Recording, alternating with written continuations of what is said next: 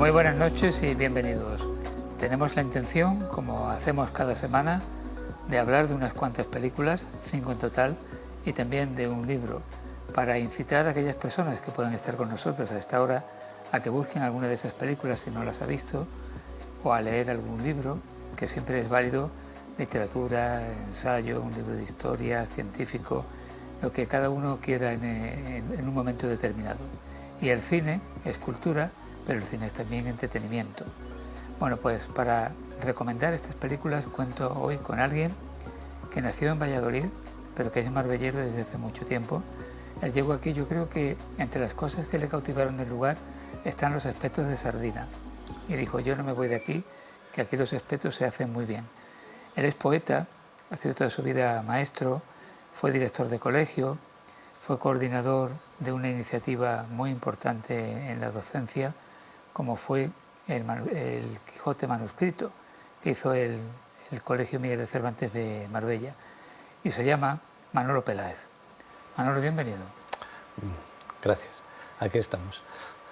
Tú en Marbella has quedado, como los buenos actores, encasillado en el Quijote manuscrito. Fíjate, cuando hablamos de estas cosas yo siempre comento lo mismo, ¿no? Hay un montón de actividades que se hacen en los colegios, pero un montón, de actividades que se hacen todos los años en el colegio y bueno, pues por una serie de circunstancias esa parece que ha pasado un escalón y se comenta más, ¿no? Pero volvemos a lo mismo, hay muchas cosas que se hacen en el colegio y eso era una de las cosas que se hacía en el Cervantes. Claro, es verdad que no todas las actividades de un colegio terminan siendo premiado a nivel autonómico y este fue premiado por la Junta de Andalucía porque fue una iniciativa realmente muy distinta a todo lo que se había hecho hasta el momento y con un trabajo detrás impresionante. Sí, bueno, en el Colegio Cervantes siempre, cuando llegaba el día del libro, el día del colegio, el 23 de abril, siempre un mes antes o así trabajábamos cosas de Cervantes y del Quijote, ¿no? Con los chavales. Y ese año nos planteamos, entonces estaba muy de moda eso de leer el Quijote y hacer lecturas ininterrumpidas durante 24 horas, nosotros nos planteamos, en vez de leer el Quijote, escribir el Quijote. Y eso, que parece así, dice, bueno, pues bien, nos lo planteamos para que los niños cada uno escribiera un párrafo del Quijote, comentar un poco el capítulo que habían escrito y tal, pues eso se convirtió, eso lo hicimos en el año 98 empezamos, pues se convirtió 4 años más tarde, 5 años más tarde, en un libro inmenso, tenía unas proporciones grandes, hicimos 5 tomos del libro, en el que, porque el Quijote es muy grande, claro, en el que habían participado pues casi 5.000 personas de todo tipo, ¿no? Y bueno, coincidió con que por aquel entonces, en el 2004, cuando nosotros acabamos de terminar el Quijote manuscrito, coincidió con que se iba a celebrar el 4º centenario de la publicación del Quijote y entonces fue toda una serie de cosas que sí es verdad, sí, nos concedieron la medalla al mérito educativo, se publicó el Quijote y lo mandaron a muchos sitios, bueno, quedó una cosa muy bonita, ¿no? El Ayuntamiento de Marbella te reconoció en el año 2015 y te nombró Ciudadano de Honor. Sí, bueno, eso es una de las cosas que llevo con mucho orgullo, ¿no? Eso de que, bueno, pues te reconozcan como una persona, bueno, que ha trabajado en Marbella. Nosotros vinimos a Marbella a pasar un año, a lo mejor 2, ¿no? Y a mí me encantó. Me encantaron los espetos de sardina y me encantaron muchas más cosas de Marbella. Y ahora cuando me preguntan que dónde soy, digo que soy marbellero nacido en Valladolid, ¿no? Pero la verdad es que ya soy más de Marbella, ¿no? Llevo toda mi vida, aquí han nacido algunos de mis hijos y los otros vinimos cuando eran muy pequeñajos, ¿no? Y bueno, pues fíjate, ¿no? Para ti, ¿qué es el arte? ¿Cómo definirías arte? Pues fíjate, es una cosa difícil y ahora quizá más difícil de definir. Para mí el arte es todo aquello que hace de alguna forma realidad lo que son pensamientos, sueños, ideas que te rondan por la cabeza y que en un momento determinado las plasmas, ¿no? Y las plasmas con palabras o las plasmas con pinturas o de cualquier tipo, ¿no? Y eso es el arte, ¿no? Me parece que Pessoa decía que el arte es lo que hacemos para hacer sentir a los otros lo que nosotros sentimos. Bueno, pues por ahí van las cosas, ¿no? De sentimiento, de un poco lo que es trascender un poco las ideas y llevarlas a efecto, ¿no?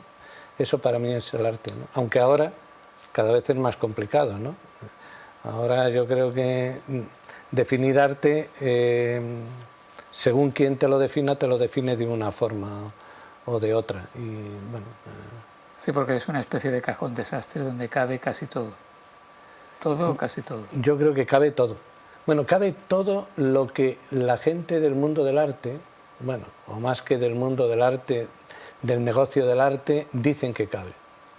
Y ahí, bueno, pues se hacen cosas verdaderamente asombrosas que bueno, que puedes estar de acuerdo con ellas porque cubren una faceta que es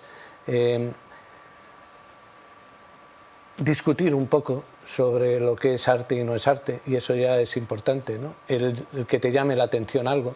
Pero bueno, ahora últimamente, pues eso, el plátano pegado a la pared que vale más de 1 millón de euros, bueno, pues esas cosas, ¿no? Y eso te dicen que es arte y bueno, pues en principio lo puedes aceptar o no, pero ahí está, ¿no? Sí, no hace falta más que ver la entrega de los premios Grammy en la actualidad, las canciones que son premiadas. Correcto, sí. No se descoloca un poco, sí. Pero bueno, este sería otro asunto. Tú dominas el arte de la poesía. Publicaste Desde el sueño perdido del abismo en el año 2017, 15 meses en el 2019, Poestorias posteriormente y, por ejemplo, Un paseo por Marbella junto con Luyo Vázquez, donde él hace los dibujos y tú los poemas. Sí, y hace poco, hace menos, un libro sobre flamenco, sí. Poemas sobre flamenco. Sí, sí. Que alguien de Valladolid, seducido por el flamenco, pues hace un poemario dedicado a ese arte. Sí, es una recopilación de cosas que he ido haciendo a lo largo de muchos años. Cuando vine aquí, otra de las cosas que me sedujo fue esa, ¿no? De un castellano que llegaba a Andalucía y que, bueno, pues tuve la suerte de estar también con algún compañero que le gustaba mucho el mundo del flamenco, y como Paco Vargas, y bueno, y ahí empecé a escuchar más flamenco y a entusiasmarme un poco con eso y bueno, yo todo lo llevo al final a la palabra, ¿no? Y cuando tú llegaste a Andalucía, ¿necesitaste de intérprete o entendías lo que aquí se hablaba? Si me hablaban despacio, como a las personas que saben poco o sabemos poco de otro idioma y intentamos aprenderlo, lo entendía, ¿no? Si me empezaban a hablar deprisa, empezaba a perderme, ¿no? Pero bueno, no, entendía, sí. Vamos con la primera película que Manuel Peláez ha seleccionado, del año 1979, de un grupo de comediantes y de humoristas ingleses o británicos que se llaman los Monty Python o Monty Python, y esta película es La vida de Brian.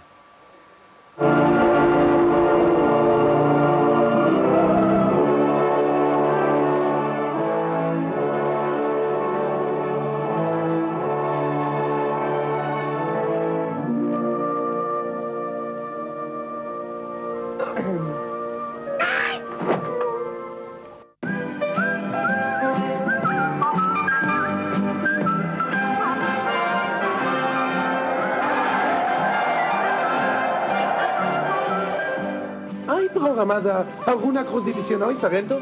139, señor. Celebración especial, la Pascua judía. ¡Estoy curado! ¡El maestro me ha curado! ¡Yo no le he tocado! ¡Era ciego y ahora veo! ¡Tiradle al suelo! ¡Ay! ¡César! Eso, eso. Siempre pensando en lo mismo. ¡Basta! ¡Que nadie tire una piedra hasta que yo toque este pito! ¡Aunque alguien diga Jehová!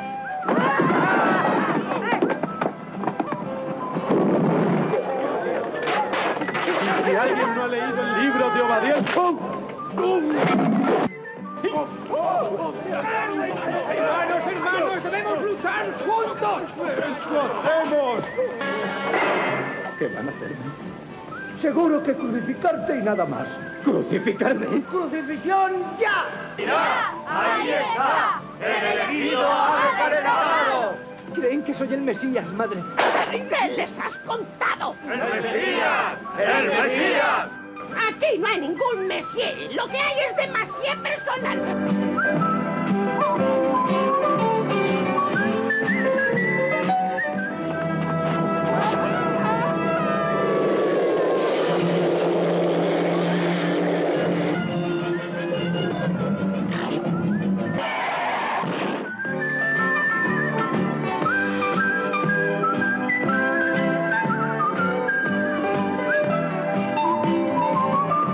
Yo daría porque me escupiera. La vida de Brian, 1979, el tercero de los largometrajes que rodaba este grupo de comediantes, los Monty Python. ¿Por qué has elegido esta película? Pues por varios motivos, pero uno de ellos porque cuando la vi me encantó. Fue una de las cosas que me llamó mucho la atención, me lo pasé muy bien. Creo que además si alguien no la ha visto, que es difícil que no la hayan visto porque es una película muy difundida, pero si alguien no la ha visto tiene que verla porque está llena de un humor muy crítico, con muchas cosas, fíjate, pero también porque quizá ahora que está muy de moda esto de cuestionar muchas cosas, no sé si se podría haber hecho. Fue muy cuestionada. Ya te digo yo que hoy día no se hace una película como esta. Pues seguramente, sí. En aquel momento, quien iba a producir EMI Filmes, que iba a producir la película en un principio, el director cuando vio el guión y lo que era, dijo yo no me meto en problemas religiosos. Y fue George Harrison, el miembro de los Beatles, quien produjo la película. Sí, no, bueno, y en muchos sitios estuvo muy cuestionada, en algunos sitios no se pudo estrenar. Por ejemplo, yo me parece que leí que en Irlanda la habían prohibido. En Irlanda estuvo prohibida y en Noruega también. Y en Noruega también. Bueno, y en España digamos que se estrenó un poco de tapadillo, porque se estrenó en salas de versiones originales con subtítulos. Y aún así tuvo tanto éxito que en el 85 la doblaron y la reestrenaron. Claro. Sí, no, pero es curioso porque lo que criticaban de la película creo que no es verdad. Además, luego ha habido muchos debates sobre eso y tal. Criticaban que se metían con la religión y con Jesús y estas cosas, y no es cierto. Hacen otra serie de críticas, es verdad, y además muy ácidas, sobre muchas cuestiones, sobre la gente, por ejemplo, que sigue las religiones sin pensar en nada, sobre la política. Se mete quizá más todavía con la política que con la religión, pero con la vida de Jesús, que era una cosa que decían, no, Jesús de hecho no en ningún sitio se le critica ni se comenta nada. Porque cuentan una historia que, bueno, hay mucha coincidencia porque tiene mucho parecido las situaciones por las que atraviesa este personaje, que nace al mismo tiempo que Jesús, sí, que se llama Brian. Sí, la cosa es genial, ¿no? El principio de la película que hemos visto ahí un poco, ¿no? En la que llegan los Reyes Magos y están justo en el establo contiguo al de Jesús, es donde está Brian, y le confunden, ¿no? Y luego le retiran las cosas que le habían dado a su madre, ¿no? Que por cierto la madre, es curioso, es uno de los papeles esos, cuando la vi digo, ¿y cómo se pone uno a hacer de madre y tal? El director de la película, Terry Jones. Curioso, sí. Bueno, Terry Jones también el guionista, junto con Graham Chapman, John Cleese y Terry Gilliam, es decir, Sí, los Monty Python. todo el Monty Python. Los Monty Python estaba aquí distribuyéndose las funciones. La película se iba a llamar El Evangelio según San Brian. Eso no sabía yo. Sí, ese iba a ser el título original, pero les pareció que ya eso iba a ser demasiado un poco como, en fin, regodear, meter el dedo en la herida, ¿no? Sí, pero independientemente de eso, es una película que creo que está muy bien hecha, es muy divertida, es una película para verla y para volverla a ver, ¿no? Sí. Manuel, ¿tú recuerdas cuándo fue la primera vez que tú fuiste al cine? Pues sí, además alguna vez lo he comentado con mi madre preguntándole por qué, ¿no? Porque nosotros normalmente, bueno, no íbamos normalmente al cine cuando yo era pequeñajo y era muy pequeño, ¿no? Pero sí, fuimos un día, toda la familia, fuimos a ver una película, Los 10 Mandamientos, que en un cine que me llamó muchísimo la atención porque en Valladolid, ahora ya no está, claro, es un cine que se llamaba el Cine Avenida, que tenía una pantalla que a mí me pareció impresionantemente grande, ¿no? Y de eso me acuerdo, fíjate, de la película de los 10 Mandamientos, luego la he vuelto a ver y entonces seguramente me acuerdo más por haberla visto después. Pero de allí lo que me acuerdo es de la pantalla inmensa y del sonido y estas cosas. Me llamó muchísimo la atención. Es que en esa época los cines tenían pantallas realmente grandes. Yo recuerdo aquí en Marbella el Cine Alfil, que tenía una pantalla muy grande. Hoy día los multicines se acostumbran a tener pantallas más pequeñas. Mucho más pequeñas. Y algunas salas, pues yo diría que casi extremadamente pequeñas, ¿no? Sí, casi de televisión. Casi de televisión, sí. Eso es cierto. Sí, no, es verdad. Pues entonces esa película, ¿no?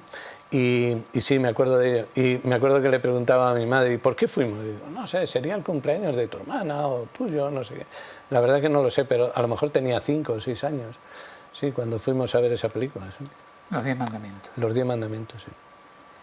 ¿Tú crees que esta película, la vida de Brian, en su momento fue comprendida? Quiero decir, ¿con el paso del tiempo ha ganado esta película? Yo creo que sí, yo creo que ha ido ganando. Hasta ahora, a lo mejor ahora empieza otra vez a retroceder, por críticas, ¿no? Otra vez, por lo mismo. No, pero ha ido ganando. Yo creo que al principio no era tan entendida como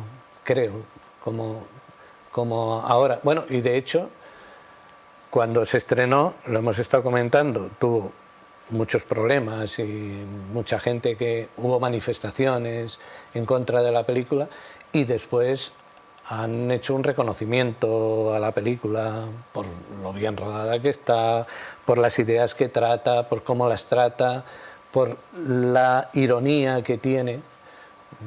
Hoy se considera un clásico y una obra maestra, pero estoy convencido, lo que te decía antes, que esta película hoy día no se haría. No, sí, yo también estoy convencido de que ahora, si se hace, volvería a pasar lo mismo que pasó o más, ¿no? Sí, tendría además, críticas, además ten en cuenta denuncias. Que hoy día con las ideologías ultras que empiezan desgraciadamente a imperar y lo que ha pasado en el cambio político en los Estados Unidos, sí. Hay que estar un poco atentos a ver qué pasa en este nuevo orden mundial, como dicen, ¿no? Sí, sí. Bueno, y ahora, no sé, haces cualquier cosa y te denuncian por atentado contra la religión y estas cosas, ¿no? O sea, bueno, no lo sé. No... Pero vamos, es una película que creo que la debería de ver todo el mundo. Es, aunque sea para criticarla, ¿no? Una gran película. Vamos con la segunda, que también habla de la vida, pero esta es una afirmación y se entiende cuando se ve la película por qué la vida, a pesar de todo, es bella. La vida es bella.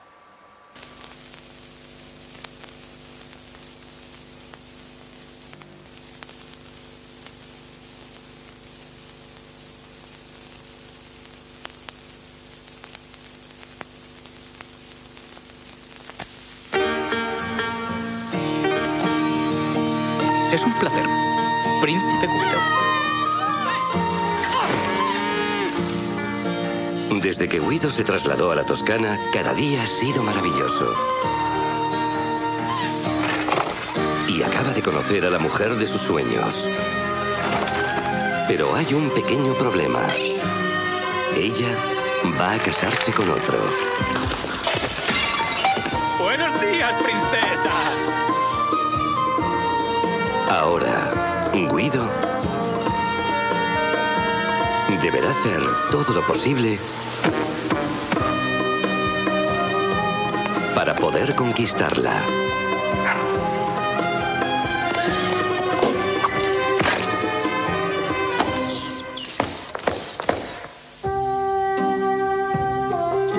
Una historia sencilla que no es fácil de contar. Como en una fábula, hay dolor. Y como una fábula, está llena de maravillas y de felicidad.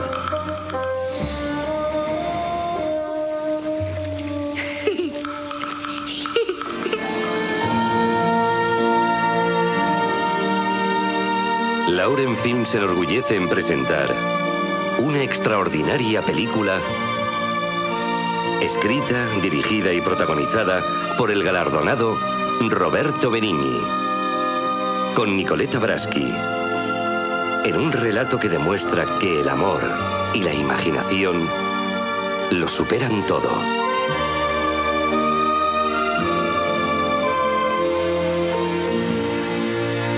La vida es bella. Película rodada en el año 1997, siempre asociada a esa música que sonaba de Nicola Piovani, que es todo un clásico ya de la banda sonora. Y otra película que también en su momento fue un poco criticada porque se trataba de manera humorística y un poco desde de una perspectiva suave y amable. Un tema muy duro, ¿no? Muy duro, sí. Claro, el Holocausto.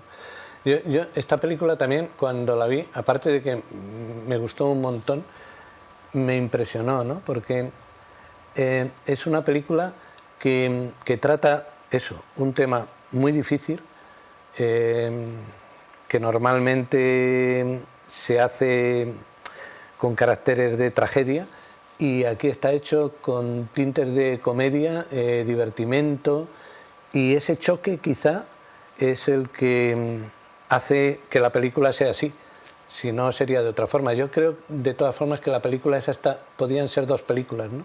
La parte primera en la que está en Italia, en Roma me parece que es, y conoce a su mujer y tiene su hijo y viven muy felices y bueno, con los chascarrillos, estas cosas de la película y tal, y luego lo trágico que le pasa, que para él sigue siendo una comedia, ¿no? Bueno, para él, para su hijo, ¿no? Para que no lo pase mal su hijo, ¿no? Un proyecto muy personal y un poco Juan Palomo, en el sentido de que es el guionista, es el director y es el intérprete de Roberto Benigni. Sí, y al que le dan el premio le dan el Oscar por la mejor también la música tiene un Oscar. Sí, sí, ¿no? Y la mejor película de habla no inglesa. Sí, bueno, y ganó un montón de premios.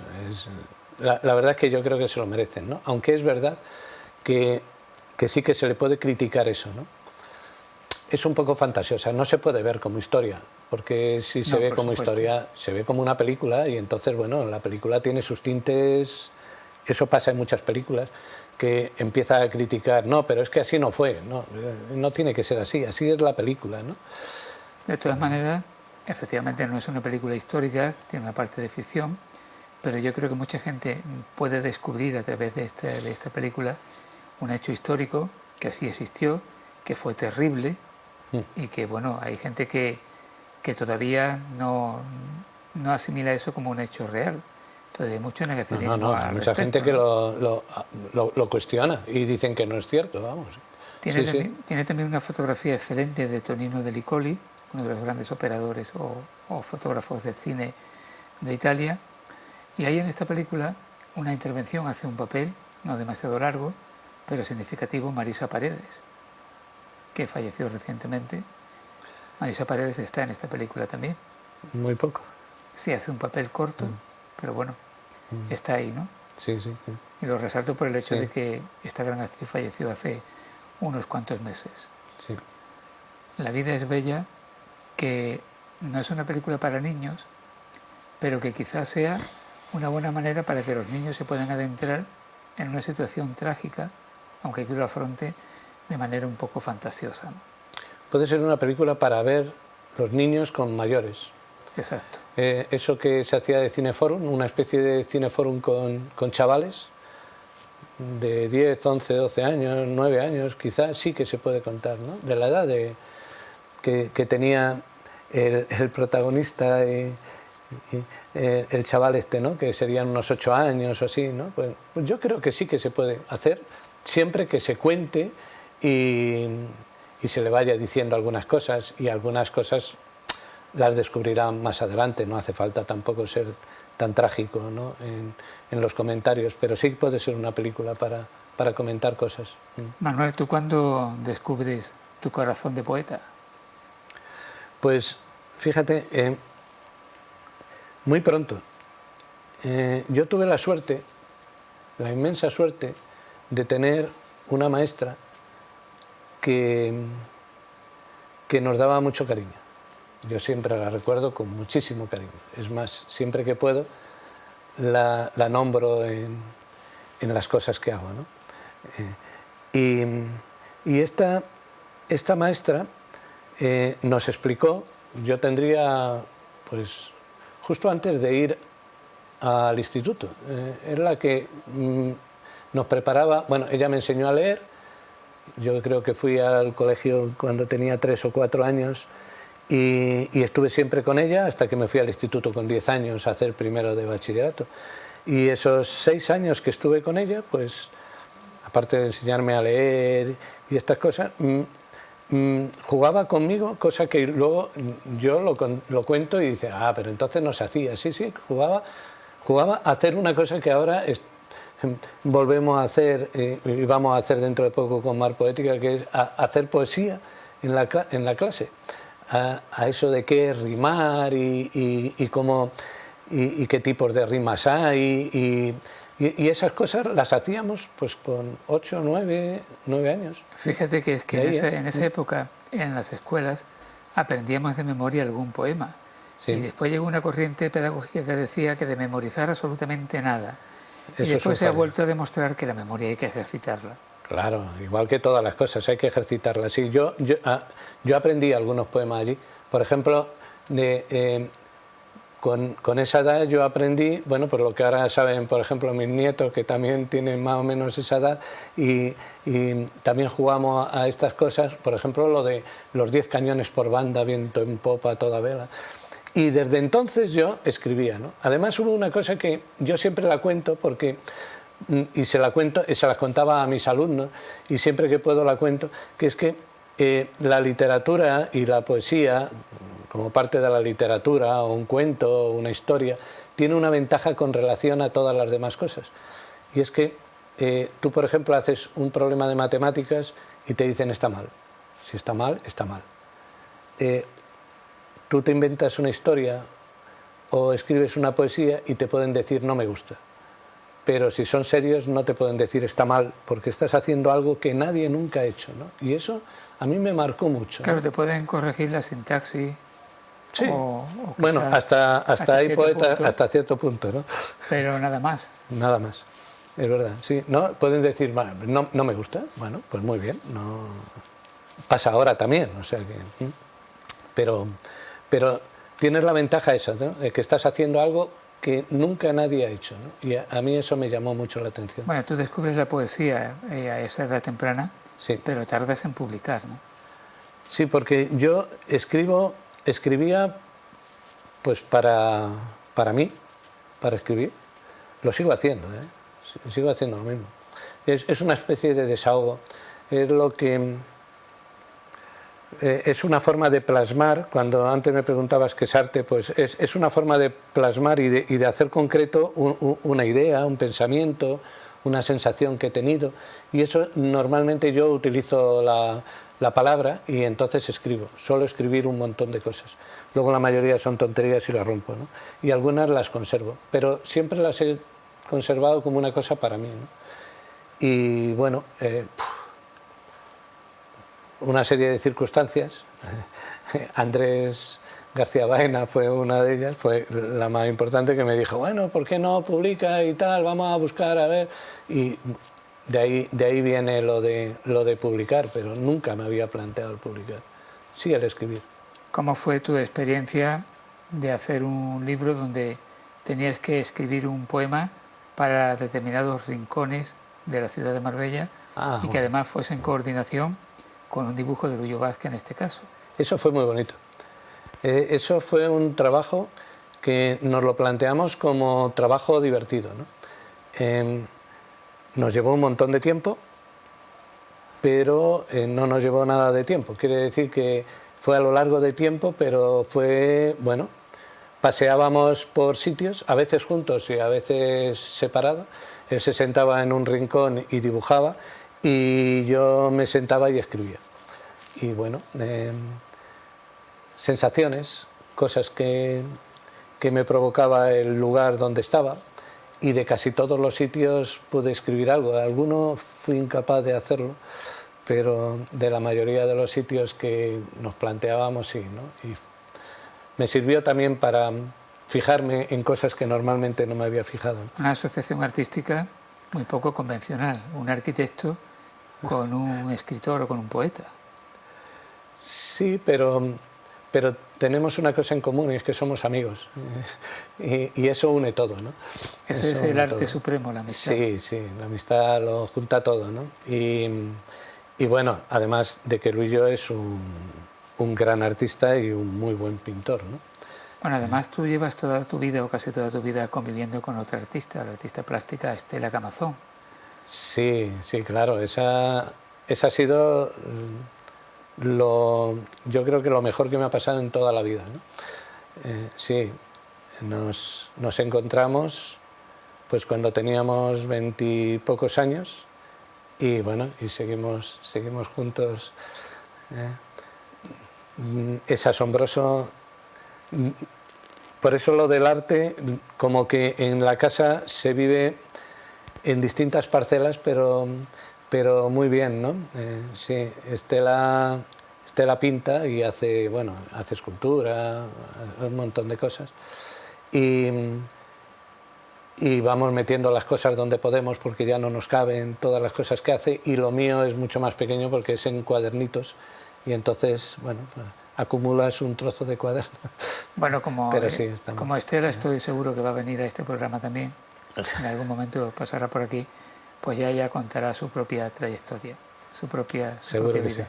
Sí. Cuando tú dejaste la enseñanza, llegaste a la situación de jubilación, ¿te costó mucho adaptarte, de dejar de tener ese encuentro diario con el alumno?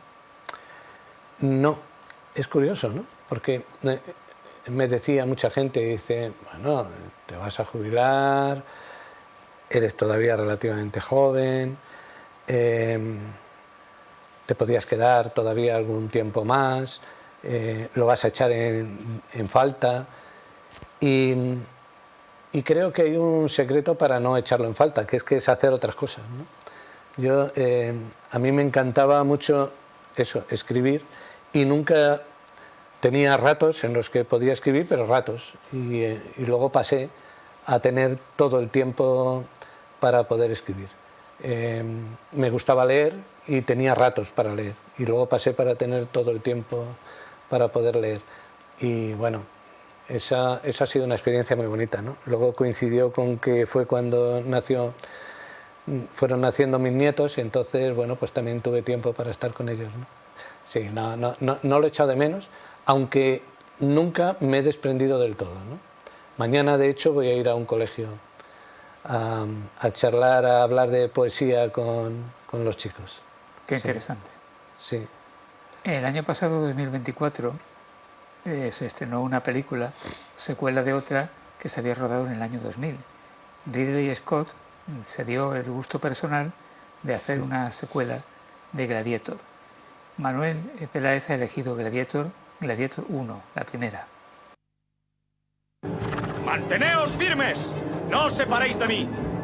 Lo que hacemos en la vida tiene su eco en la eternidad.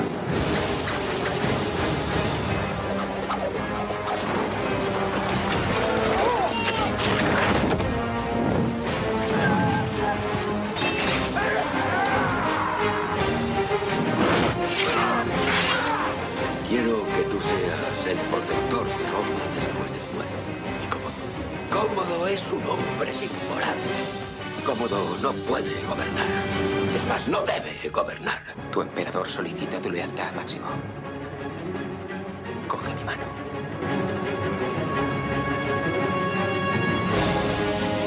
Cabalgar hasta el alba.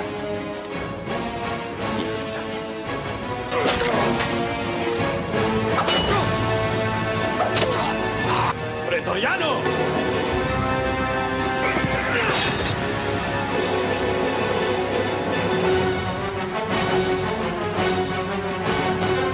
No os he comprado para que me hagáis compañía. He pagado para sacar provecho de vuestra muerte. Y así como vuestra madre estuvo presente en vuestro comienzo, yo estaré presente en vuestro fin. Y al morir, porque sabed que moriréis, vuestro tránsito se hará al son de gladiadores. Yo os saludo.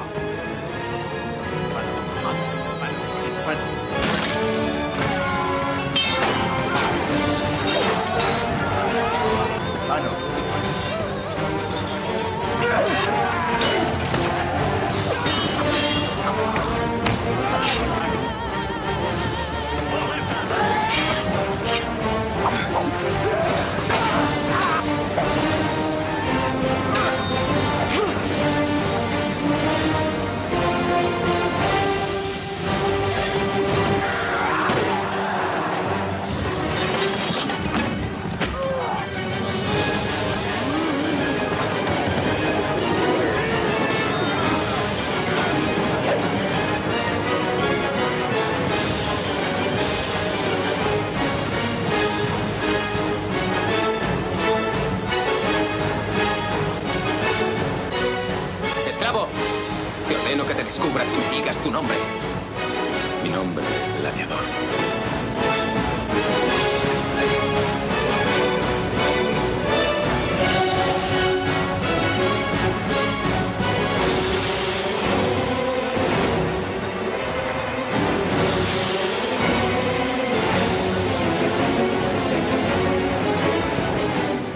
Un peplum épico del año 2000 de Ridley Scott, Gladiator, una película impresionante. Sí, la he elegido porque cuando la vi me impresionó un montón. Y cuando ahora han echado Gladiator 2, fui a verla y eché en falta otra vez la primera película. A veces las secuelas sirven para volver a ver las primeras, ¿no? y valorarlas más, ¿no? Yo creo que es mucho mejor la primera que la segunda. La crítica ha dicho que esta segunda lo ha hecho Ridley Scott para satisfacción personal, porque le divertía hacer la segunda parte, ¿no? Sí, bueno, además tiene cosas mucho más llamativas, a lo mejor, porque está hecha pues 20 y tantos años después, y entonces ha avanzado mucho las técnicas, aunque la película está, bueno, está muy bien ambientada, las peleas y las luchas son verdaderamente realistas y tal. Y también la he elegido porque es una de las cosas que, de los temas que a mí me gustan de películas, es la de los romanos, ¿no? Las películas de romanos. A mí me dicen, mira, echa una película de romanos, digo, bueno, pues vamos a verla, ¿no? Pues ya simplemente por eso, ¿no? Sí, esas películas sí. que se han denominado peplum, es un género cinematográfico específico. Esta película, sin duda, siempre irá asociada a Russell Crowe. No se puede concebir la trayectoria de este hombre sin esta película. Esa película, correcto, como Joaquín Phoenix, que está extraordinario también, y Richard Harris, que hace un papel corto al comienzo, el emperador que muere, que también está muy bien. Un hombre llamado Caballo fue su gran película, ¿no? Esta película de Gladiator es de esas cintas por las que no pasa el tiempo, que la pasan una y otra vez en televisión y vuelve a tener el mismo éxito que la primera vez. Sí, es que está muy bien hecha. Y luego eso, luego hay personajes, este hombre que hace de Cómodo es genial, vamos, es que te crees el personaje, es de una... Yo creo que es de lo mejor que ha hecho y además muy bien hecho, ¿no? Y hablando de la película, me decía un amigo, Dice, pero eso no tiene nada que ver con la historia y tal. Digo, efectivamente, por lo visto no. Bueno, pues luego miramos y efectivamente no, ni ha pasado lo que se cuenta, ni por asomo, ni parecido. Pero es una película. O sea, ni la vida de los gladiadores era lo que se registra en las películas que hay en el cine. Ni mucho menos, los gladiadores claro. morían. Claro. Los gladiadores no acostumbraban a morir, eran que se dedicaban a ese espectáculo y salían airosos. No, entre otras cosas porque si hubiera tantos, ¿verdad? Solamente tendrían un ejército para ser gladiadores, vamos, pero bueno, si murieran tantos como una película. El cine y la literatura se ha encargado de difundir ciertos mitos que no respondan a la realidad. Tampoco los duelos estos que aparecen en las películas del oeste, claro. El único duelo que hay documentado históricamente es el de Locke y Corral. Es el único. El resto son invenciones del cine. O sea que... Sí, pues eso. Pero esta película tiene eso. Si la quieres ver como un hecho histórico, no vale porque no es historia. De hecho, no pasaron las cosas así, ni al emperador le mataron en un circo romano. Es verdad que a este hombre le envenenaron. Le envenenaron a la familia, me parece, ¿no? Sí. Pero independientemente de eso, la película es una película que está muy bien hecha y hay que verla, ¿no? Hay que verla. Transcurre la trama en torno al año 180 después de Cristo. La película se rodó en algunos lugares de España, por ejemplo en Almería, en Fuerteventura y en Alicante. También hay secuencias en Inglaterra, en Italia, en Marruecos y en Malta. Sí, que se hizo en algunos sitios de España, sí que lo sabía. Que se había hecho en Marruecos, la verdad es que no lo sabía. Sí. No escatimaron en localizaciones. Se nota que había un presupuesto alto. Bueno, y sacaron un montón de beneficios. Claro. O sea que Bueno, otra de las películas que tú has elegido es una película que esto realmente es una franquicia, es como un restaurante de comida rápida o una tienda de ropa, porque aquí hay de orden de 13 o 14 películas de Star Trek. Sí. Aparte de una serie o dos televisivas. Hay muchas series, pero hay varias series. Sí, es algo que ha tenido mucho éxito. Como ciencia ficción quizá es lo que más éxito ha tenido. Vamos a ver y están un desde los años 60. Sí. Vale. Vemos un trocito de Star Trek.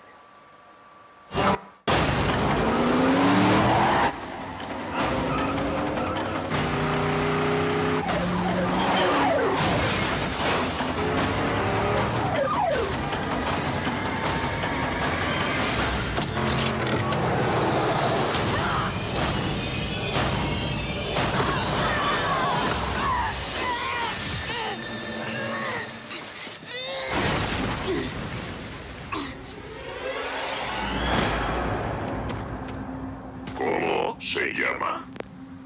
Me llamo James Tiberius Kirk. Siempre te ha costado encontrar tu lugar en este mundo, ¿verdad? Nunca has sabido tu auténtica valía. Puedes conformarte con una vida mediocre. ¿O crees que estabas destinado a algo mejor? A algo especial.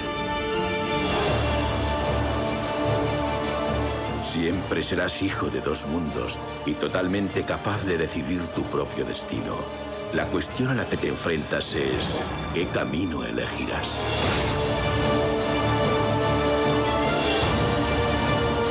¿Tiene miedo, sí o no? No permitiré que me sermonee. ¿Por qué no me lo impide? Preparen todas las armas. ¡Me gusta esta nave! ¡Es apasionante! El espacio es una enfermedad peligrosa envuelta en oscuridad y silencio. ¡Cinturones!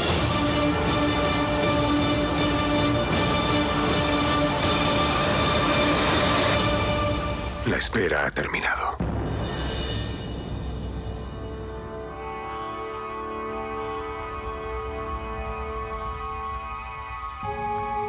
La saga de Star Trek es ciencia ficción fuera de lo habitual. Es otro tipo de ciencia ficción. Sí, bueno, esto que hemos visto es una de las películas ya de hace relativamente poco tiempo. Los protagonistas ya no son los mismos de la primera época, pero sí, es una serie de películas en las que siempre han respetado varias cosas. Y eso, a mí que me encanta la ciencia ficción, y eso, el avanzar, me da la impresión de que muchas veces la ciencia ficción lo que hace es ir un paso por delante de los científicos, ¿no? En muchas cosas. Y en la película esta se ve, ¿no? La película esta, las primeras series son de los años 60, donde ni soñaban con las cosas que tenemos ahora, pero si ves... Surge como una producción televisiva. Sí, eran capítulos de una serie de televisión. Además, los primeros que presentaron me parece que ni se los admitieron, pero lo estuve leyendo, porque decían que no, que era demasiado innovador en algunas cosas y tal, ¿no? Pero hay cosas que se han ido viendo que eran como una especie de futurismo. Por ejemplo, la gente hablaba en la serie esa hecha en los años 60 y hablaban por teléfonos móviles, ¿no? Cuando ni se soñaba por tener un teléfono móvil ni por asomo, vamos. Y además tenían más o menos la misma pinta que tenían los primeros teléfonos móviles que aparecían. Se abrían así, se podían conectar, bueno. Hay un montón de cosas.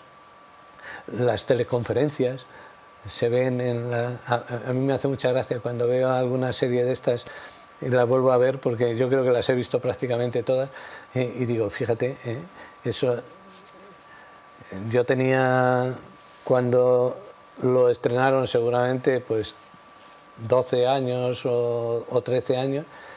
No, entonces no la vi, claro, la vi ya de más mayor, pero yo me acuerdo que en esa época, vamos, no soñábamos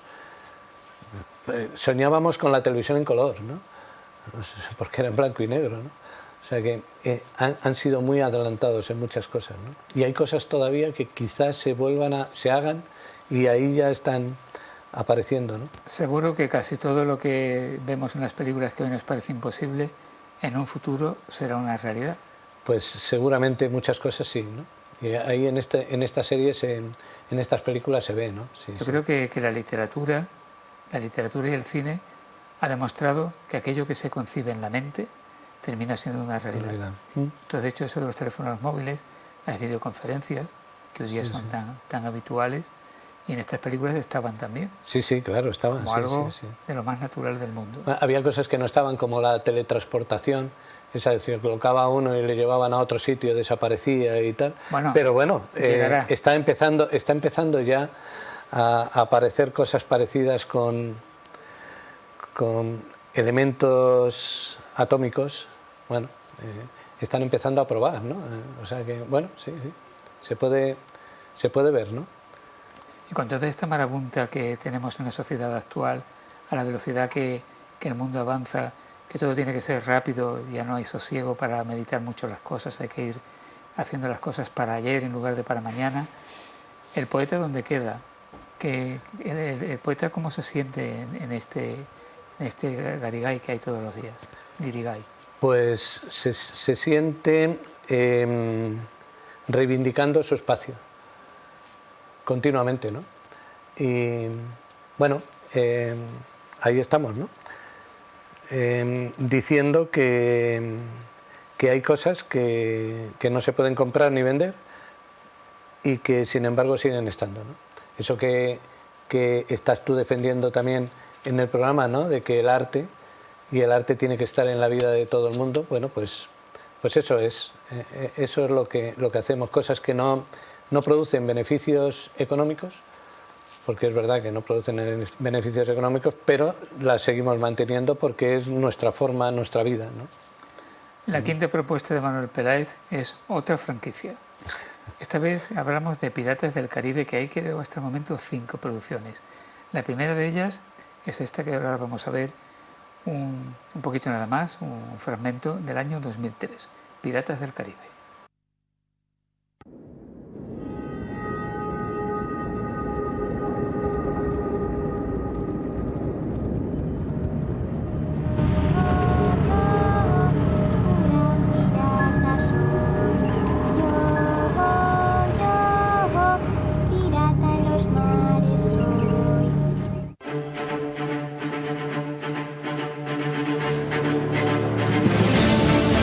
Jack Sparrow. ¿No es así? Capitán Jack Sparrow.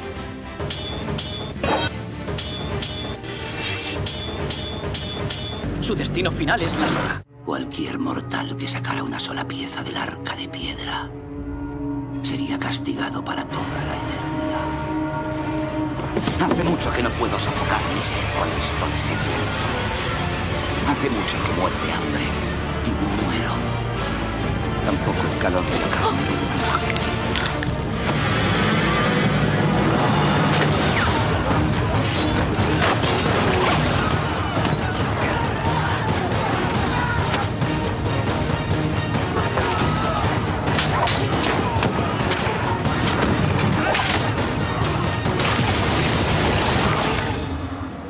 Piratas del Caribe, de Gore Verbinski, año 2003.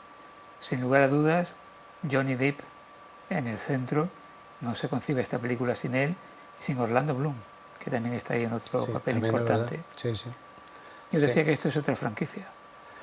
Sí, lo que pasa es que, bueno, igual que te decía antes de los romanos, a mí me dicen una película de romanos y ya quiero verla. La otra faceta mía es ver películas de piratas. Y esta película, cuando se estrenó y fui a verla, me llamó muchísimo la atención, porque todas las películas de piratas que había visto es como muy antiguas y el presupuesto no era el mismo. Bueno, para mí que me gustaban más que por película, bueno, porque por el tema, ¿no? Y esta es que está muy bien hecha.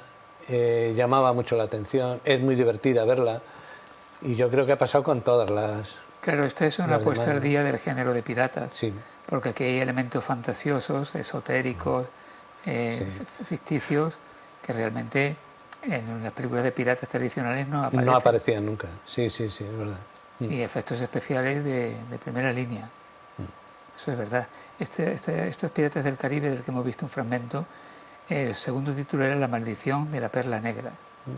Sí, que era el barco que le habían quitado y que quería volver a conseguirlo, ¿no?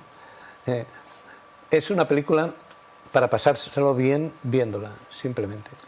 Es divertida. Claro, porque lo que yo decía al principio del programa, el cine se puede concebir como cultura, es cultura, pero un cine que simplemente sea muy cultural, pero no divierta y no entretenga, no cumple con otro de sus cometidos fundamentales, ¿no? Que es el entretenimiento. Sí, además creo que deberían de ir juntos. Lo que pasa es que es muy difícil, ¿no? Pero si algo tiene que tener una película, te lo tienes que pasar bien. Vamos, yo no concibo una película que sea un muermo. Y si la veo, me aburre. Ya puede ser todo lo cultural que quieras. Normalmente, además esas tan cultas y tal, si están basadas en un libro, prefiero leer el libro a ver la película, ¿no? Nadie diferente a Johnny Depp puede ser el Capitán Sparrow. Bueno, van a hacer ahora otra película el año que viene, o este año, no sé si el año que viene o este año, a finales de año la van a estrenar, por lo visto, y están discutiendo si la va a hacer este protagonista o van a poner a otro. Claro, estamos un poco como lo que ocurrió con James Bond cuando Sean Connery dejó de hacerlo. Efectivamente, es lo mismo, sí. Bueno, que va a pasar. Parecía que no iba a pasar, no pasa. Pues seguramente que llegará otro Capitán Sparrow, y se hará con el favor del público y los seguidores. Porque este tipo de sagas cuentan con un público muy fiel, que están pendientes de cuál es la próxima. Sí, yo cuando la estrenen iré a verla, vamos, o sea que seguro, ¿no? Bien, los invitados de este programa también tienen que elegir un libro. Podríamos poner más de uno, pero bueno, hemos decidido que sea un libro. Y tú has elegido un libro curioso desde el propio título. Aquí tenemos la portada, La utilidad de lo inútil, de Nuccio Ordine. Sí, creo que es un libro que todo el mundo debería leer. Por lo menos leer la introducción del libro, que para mí es lo mejor que tiene el libro. El libro es un libro pequeñito, muy pequeñito,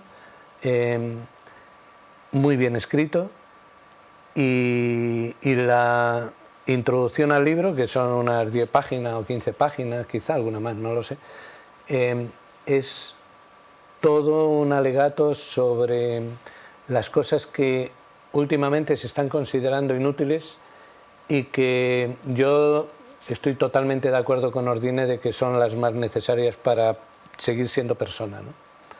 Entonces, por eso lo he elegido. Vamos a ver si alguien cuando lo vea, si no lo ha leído, dice, mira, voy a echarle un vistazo, a ver si tiene razón, ¿no? Porque es una maravilla de libro. Y además cumple con uno de los presupuestos actuales que dicen que tiene que ser breve. Hoy día ya cuesta mucho leer un libro que tenga 500 páginas, o Guerra y Paz, que comentábamos antes de empezar el programa. Sí. Hoy nadie lee Guerra y Paz. Bueno, habrá quien lo lea, pero quiero decir que no es el tipo de lectura precisamente que se busca, ¿no? Se busca lo breve. Bueno, también en eso podemos puede haber de todo, contrastar, ¿no? Porque hay un montón de libros que quizá sean de los más vendidos, de ciencia también, de ciencia ficción, que son, pues sí, de los más leídos por los jóvenes y son tochos impresionantes de grandes, ¿no? ¿Cómo se llama? Se me ha olvidado. Bueno, hay varios autores que hacen libros, sobre todo para jóvenes, que tienen bastante extensión. Sanderson, sí. Sanderson tiene una colección de libros ya que es impresionante, parece mentira que pueda escribir tanto, pero sigue escribiendo un montón y además sus libros son impresionantemente grandes y son muy vendidos. Aparte de la poesía, que tú cultivas ese género, ¿qué otro género literario te ha interesado habitualmente? A mí me gusta la poesía, me gusta el cuento también. Me gusta la ciencia ficción, leo a veces ensayo. Quizá lo que menos leo es novela, ¿no? Pero bueno, y libros de divulgación científica también me apasionan, ¿no? Normalmente me gusta leer. Y ahora, más que leer cosas, lo que hago es releer cosas que ya había leído, ¿no? Por ejemplo, siempre al lado de mi mesa siempre está Borges. Siempre cuando digo, ¿ahora qué voy a leer? Siempre leo a Borges, que es una persona que me apasiona, sobre todo sus historias, sus cuentos. Es que yo creo que Borges siempre está por descubrir. Sí, además es verdad que siempre se descubren cosas. ¿Sí? Tú relees a Borges y descubres algo que no te habías dado cuenta la primera vez. Pasa eso con muchos autores, pero este yo diría que de manera especial. ¿Tienes algún poeta de cabecera o algún poeta de referencia para ti? Sí, a mí un poeta que siempre me ha encantado es León Felipe. Y otro, Ángel González. Quizá con esos dos me podría pasar perfectamente en una isla desierta leyéndolos. No tienes mal gusto, Manuel. Has elegido a dos poetas extraordinarios. Grandes poetas, además de que son capaces de decir muchas cosas y muy bien, y además de razonar lo que dicen, ¿no? ¿Cuándo un próximo poemario de Manuel? Pues ahí están, tengo un montón de cosas escritas, ¿no? Tengo un poemario sobre los sueños, que es otra de las cosas que últimamente me apasionan un montón, y no sé cuándo se publicará, porque tampoco, la verdad es que no tengo especial interés en que aparezcan cosas, ¿no? Pero desde que empecé sí que me gusta que la gente por lo menos lo pueda tener, ¿no? Claro, porque está viendo que los autores no sean egoístas y no disfruten ellos solos con lo que escriben, lo den a compartir. Ya, pero no es problema de egoísmo, es problema de vergüenza, que es otra cosa. De timidez. Sí, porque quizá en otra cosa no. Tú escribes, mira, escribí un libro de cuentos que se titula El niño que se inventaba los cuentos, que para trabajar los cuentos en la escuela y tal, y me encantó escribirlo y publicarlo para que se difunda y pueda servir para algo. Son cuentos que no están acabados y que tiene que acabar el que tiene el libro. Pero en la poesía pasa una cosa, que es que si de verdad yo creo, bueno, por lo menos yo como concibo la poesía, es una cosa personal en el que transmito mis sentimientos, sí que es más vergüenza, ¿no? Manuel Peláez, gracias por haber venido. Que el arte siga estando en tu vida, que no me cabe la menor duda. Y otro día te vienes por aquí otra vez y hablamos de otras películas. Cuando quieras y gracias por haberme invitado. Pues nada, un placer. Cuando tengas tu próximo libro. Estupendo. A todos ustedes, gracias como siempre. El arte en tu vida. Vean cine, lean y si quieren y así lo prefieren, la próxima semana intentaremos estar aquí de nuevo. Hasta entonces.